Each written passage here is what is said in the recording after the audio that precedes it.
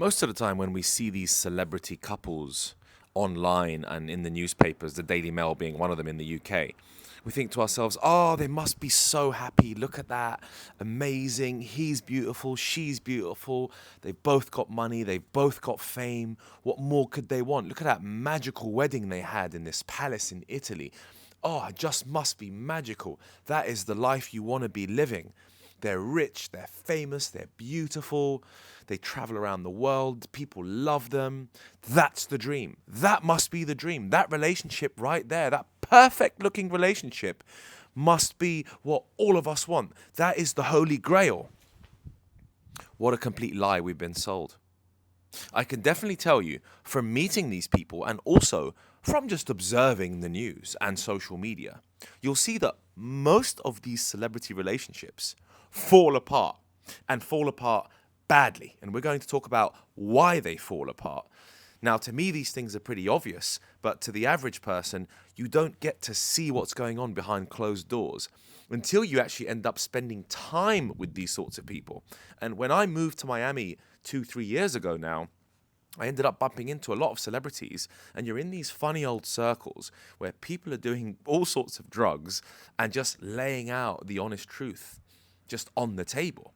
And you overhear the conversation, you're part of the conversation. I actually end up consulting a lot of these people and talking to them about their difficulties in their relationships and actually trying to help them. And some of them, if not most of them, are actually unsavable because they have such disastrous relationships.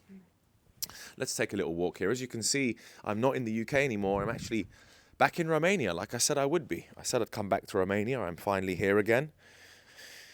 And it's a lovely place, and I said that I would come back and potentially look for a beautiful woman, but that's not on top of my priority list. If I do come across her, that would just be an added bonus. But anyway, back to the celebrities. You see, when you have such a large array of options, when you are that handsome, that famous, everybody wants to know you. Everybody wants to be with you. Every girl wants to sleep with you, right? So like you've got all of these options. But what, you're going to stick to one woman? You really think that these celebs that have all of these unbelievable options that go to these parties, which is like full of models.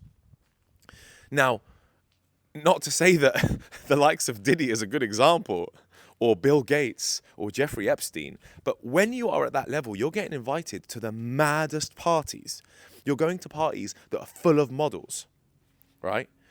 Apparently underage girls too, according to some of the reports and the horrid stuff that's happening with the likes of P. Diddy, and it sounds like he probably deserves it, a filthy animal. But either way, when you are going to these sorts of parties, you are surrounded by models. Now, if you're married and you're a celebrity, do you really think these people are going to stay loyal to each other? Like, come on, it's common sense. Imagine I'm some massive superstar singer, and I found the woman that I love, and I'm super happy to be with her. And I'm like, yes, amazing. She's the one for me. But of course, I'm touring the world.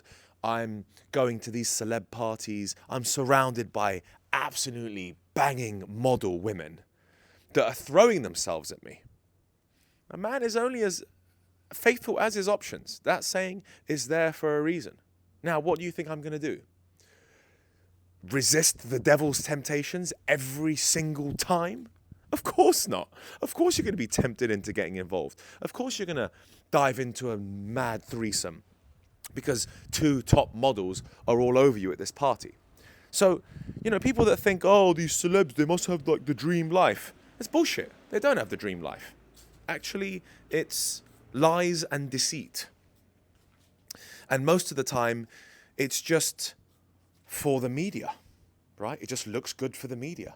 Oh, everything just looks good. It's all this facade on the outside. Oh, the castle in Italy. Oh, the wedding was so good. Oh, I had all these other celebs there. Yeah, but what's actually happening internally with their relationship? What's actually happening behind closed doors, in the bedroom, at home? Most of the time, what you don't see is that these people are massively struggling with their relationships. What you don't see is that these people are arguing and struggling because of the sheer amount of options and, quite frankly, the lifestyle that these people live. Imagine the lifestyle, right? You're Jay-Z and you're traveling the world or you're a basketball player, or you're a footballer, and you're literally traveling the world on tour, and you don't see your girl for a month or two, but you see millions of other beautiful women. You telling me they're going to stay faithful?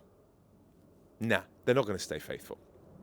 Now, that's one of the main reasons why celebrity weddings and celebrity relationships don't work. That is the main reason. And the other one is the fact that these people are just too independent. They've got busy lives. They're constantly traveling. They've got amazing events to attend to. And they're very selfish. And actually what ends up happening when you're in that position is you become quite narcissistic.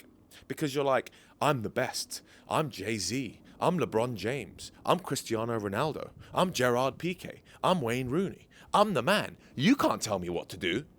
So that level of narcissism and that level of selfishness ends up eating away at your mind, and your ego and your pride is, no, I'm the man. I can't have you tell me what to do. And so these relationships don't last. They're bullshit, most of them.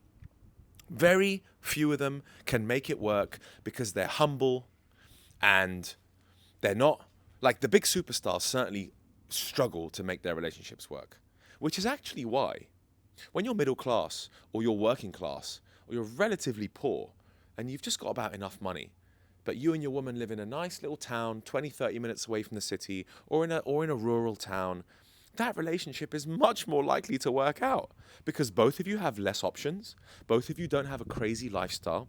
You live a very simplistic life. And those are the kind of relationships that end up working in the long term. Not the rich, famous, super rich celebrities, status and parties and big DJs. Those relationships don't work. Most of those people are single and have had divorces and have had terrible divorces and will remain single because that lifestyle just comes with a certain level of temptation. So really, because you're not rich and famous, you're more likely to make your relationship work. And what you see online and what you see in the papers and these beautiful weddings in this castle, yeah, it was a great moment, but just remember this, it's all a facade. And you want to know what's happening deep down with these people, and most of the time, it's a complete disaster.